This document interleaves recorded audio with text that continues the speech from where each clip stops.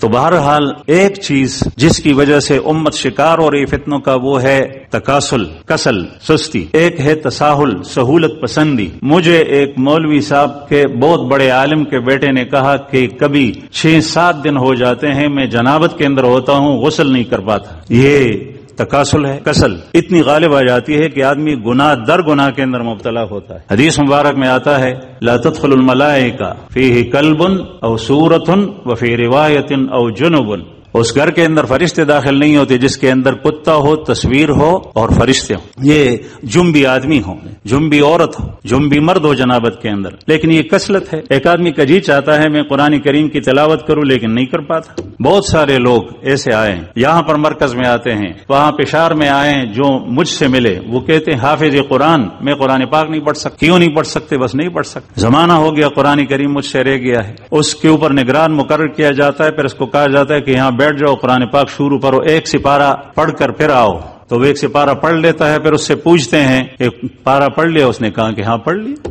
یہ کسل ہے، سستی ہے۔ رسول اللہ صلی اللہ علیہ وسلم اس کسل سے پناہ مانگتے تھے، اللہم انی اعوذ بک من الکسل، یا اللہ میں سستی سے پناہ مانگتا ہوں۔ اس لیے حضرات اکابر مشائخ کے مجالس میں سب سے بڑا فائدہ، مولانا تھانوی رحمہ اللہ کے ملفوظات میں تو جگہ جگہ یہ چیز ہے کہ ان مجالس میں جانے سے انسان کی ہمت بنتی ہے، ہمت اس کے اندر پیدا ہوتی ہے، اور ہمت یہ مقابلہ کرتی ہے انسان کی کسل کا، سستی کا۔ سستی آتی ہے، میں تسبیحات مسنون نہیں پڑھ سکتا، میں بیت ہو گئی ہوں 4 سال ہو گئے لیکن میں یہ نہیں کر سکتا، یہ نہیں کر سکتا۔ تو عرض یہ کر رہا تھا کہ ایک ہے تغافل، غفلت۔ ہم دنیا کے اندر سب سے آگے ہیں، شیر ہیں شیر، لیکن دین کے معاملے میں غفلت برتی جا رہی ہے۔ اسی تغافل نے کی وجہ سے ہمیں فتنوں نے شکار کیا، فتنوں سے آگے رہے۔ تو میں عرض کر رہا تھا کہ آج کل فتنے ہی فتنے ہیں۔ یہ تحریک ان فتنوں کے مقابلے میں امت مسلمہ کو بیداری کی تحریک، بیدار کرنے کی تحریک۔ ہم فتنے پہچانیں،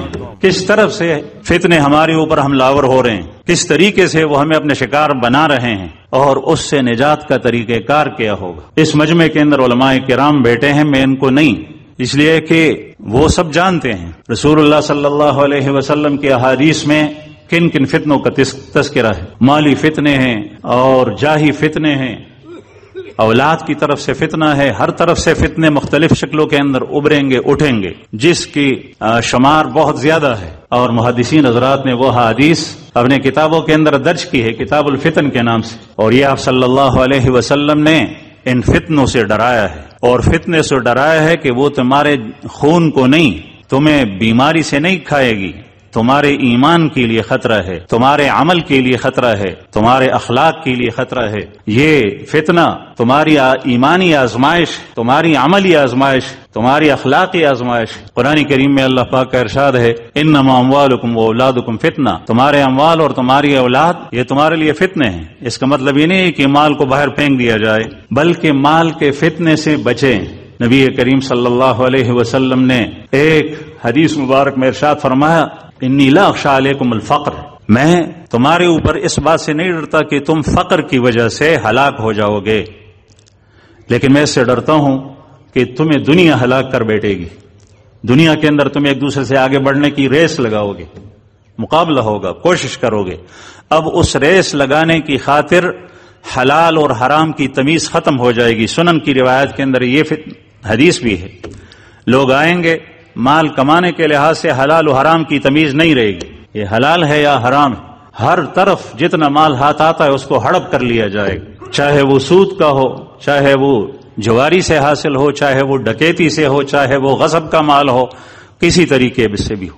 مال کا فتنہ یہ ہے کہ اس کا حصول اور اس کو مختلف مصارف میں صرف کرنے سے آپ کا ایمان داؤ پہ لگے گا، آپ کا عمل داؤ پہ لگے گا، آپ کے اخلاق داؤ پہ لگیں گے، آپ کے اندر سے ایمانی صفات نکل جائے گی۔ اولاد اور بیوی یہ فتنہ ہے، ان کی وجہ سے آپ کا ایمان، آپ کا عمل، آپ کے اخلاق خطرے میں رہیں گے۔